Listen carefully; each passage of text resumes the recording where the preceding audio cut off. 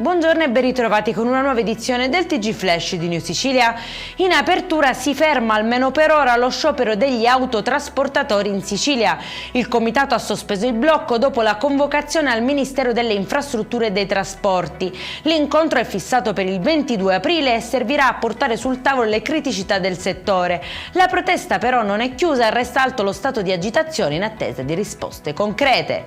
Scoperta a San Cristoforo a Catania un doppio laboratorio di droghe e documenti falsi. In manetto un 38enne ricercato a livello europeo. In auto sono stati trovati 7 kg di marijuana, mentre in casa gli agenti hanno individuato un sistema per trasformare la cannabis in sostanze sintetiche.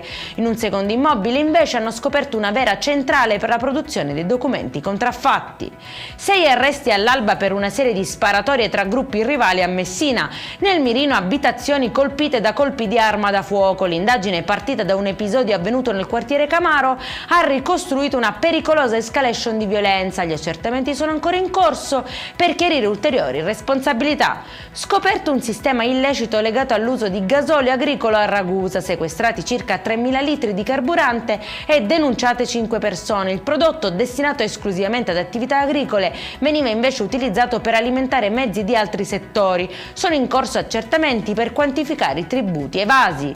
E in chiusura sequestrati 20 immobili agli eredi dello storico boss di Sciacca, Salvatore Di Gangi. Il provvedimento disposto dal Tribunale di Palermo riguarda beni ritenuti frutto di attività illecite. Si tratta di una misura preventiva in attesa della decisione definitiva sulla loro destinazione. Per questa edizione è tutto, prossimo appuntamento alle 19:30. Buona giornata.